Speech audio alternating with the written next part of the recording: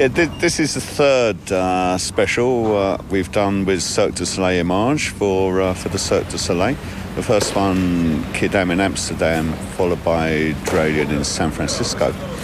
And I think the most interesting challenge is trying to marry the disciplines of television, which is often not that disciplined an area, with the super discipline and attention to detail of the Cirque. And I think that's forced everybody involved to really raise their game beyond their mettle. Because hopefully, I hope that the 4 or 5 months of preparation should eventually be successful and we should be ready. But there's always last minute kind of thing, as you know.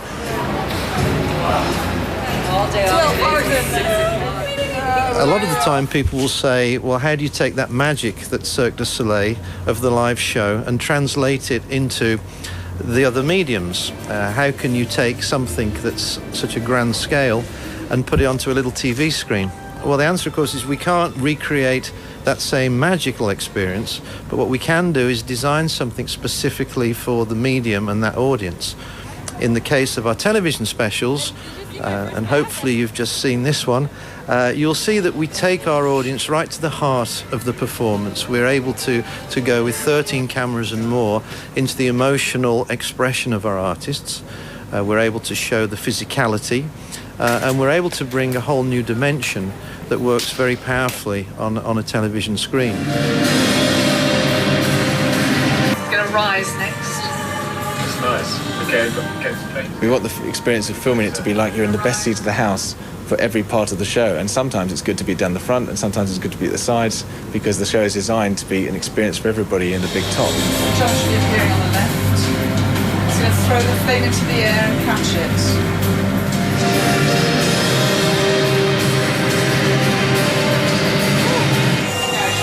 There are two options: one, to put 30 cameras in the show in one night, which would be a bit impractical and also would destroy the atmosphere. People would just be surrounded by cameras. So what we actually do is bring in a lesser number of cameras, 13 cameras in fact, and distribute them over a couple of nights. Let's get that nice detail. Set fire to the thing.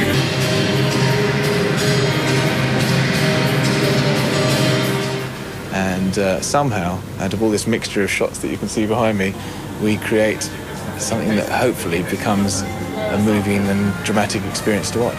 And one of the major pain for a shoot like that is to control and manage box office, audience seatings, because of the camera position, because of the extra lighting position.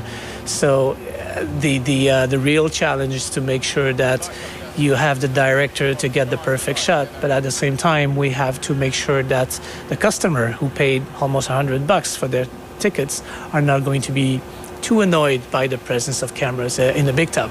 And the Cirque are very concerned about that. If somebody's show is at all being spoilt by cameras, they're seriously upset. So we've had to be very sensitive, and in fact we've dug holes in the ground to put the cameras rather than have the cameras in front of somebody. And that's the main technical problem, is how can we make this a brilliant show for the audience and therefore get the atmosphere that feeds the performers and therefore get a great video and not spoil it by the fact that our cameras are there.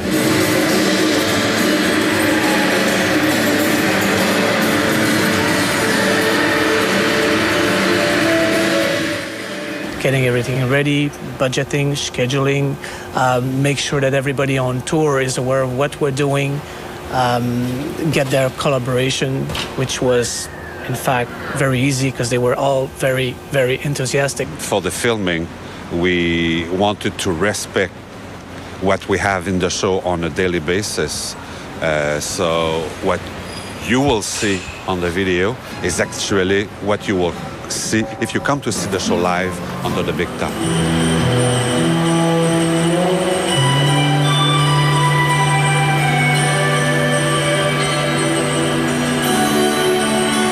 Alegría is one of our, I think it's the only touring show that has never been shot for television or film.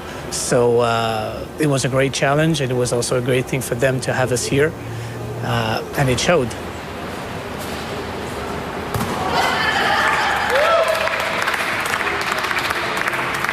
This is really good fun, and we do rock concerts, big rock concerts and television shows and some dance and some ballet.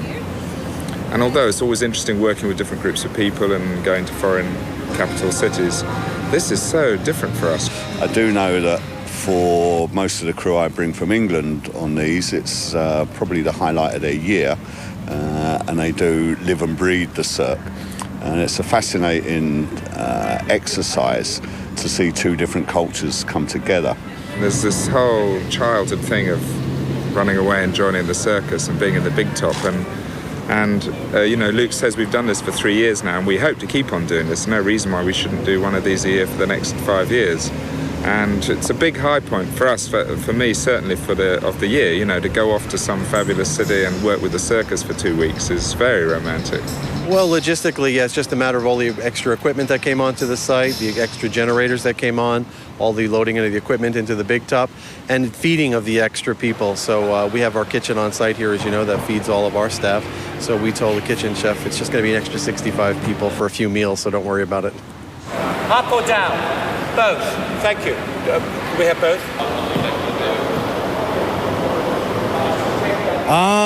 The film crew. The film crew's been very good to us. We've been dealing with the film crew, getting lights adjusted for the show. It's a little bit different for film than it is for live theater.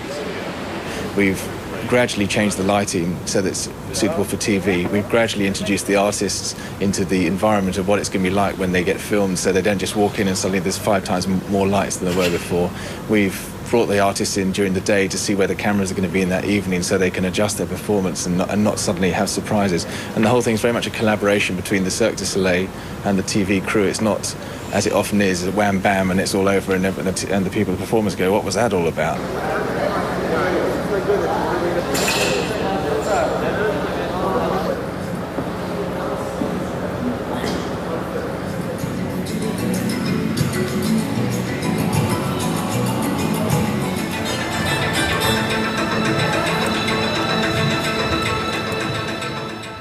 With this, there's so much going on stage. There's characters that you wouldn't even notice if you've seen the show maybe 3 times doing things. That's why I think 75% of the audience who see it one time when it comes to Sydney come back the next time. And I think that's because there's so much in it. And as a TV director, that's really a challenge for me to try and make sure that nothing that people have noticed over the years of seeing Alegría is missing from this video. And that's why it has to be a collaboration.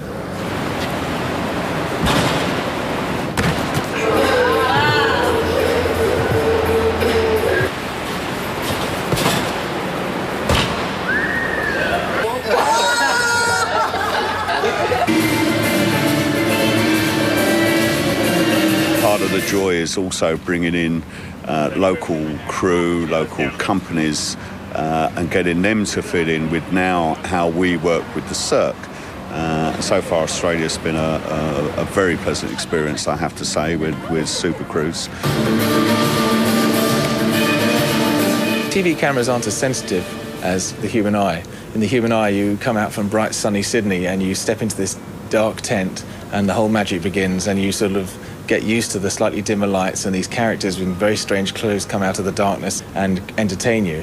Unfortunately, if you bring TV cameras in, it just turns into a dark experience, and that's no fault of the Cirques. They're lighting for human eyes. You have a show that Luke created, a lighting design for the show, which is very beautiful and works perfectly for an audience of 2,000 people.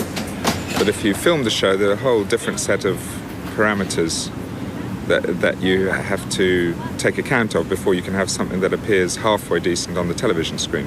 Of course, the concept that I developed 7 years ago for Alegría is not something that's going to work well for film or for television. So it really needs to be rethought and to a certain extent redesigned. Luke's role as the original lighting designer is to be here to make sure that the show that ends up on the television screen is basically his show. But like all kind of creative collaborations, although we have these quite specific responsibilities, the thing is very loose in the end, and often, one of us will be making a suggestion as to how this works and the other person will be.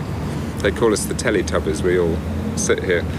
Patrick and Sudi and Dave seem to have really grasped the intention behind the design. That it was kind of incandescent late 19th century, suggestive of autumn and fall, and very deep tarnished amber colors. And I think that if the guys get a sense of that, then the transformation, because it is in fact a transformation, can only be a successful one.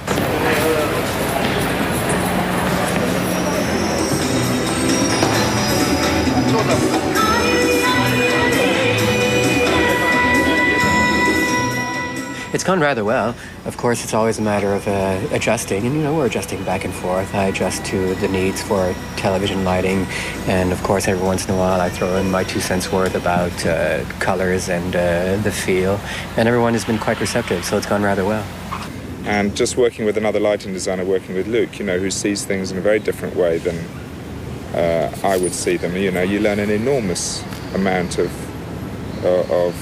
kind of inspirational stuff that you think about the next time you do a show. Oh, well, he saw it that way. I would never have thought of doing that. And then you learn from that. It's interesting. And certainly the tremendous difference between what's really happening on stage and then the end result on film. It's fascinating.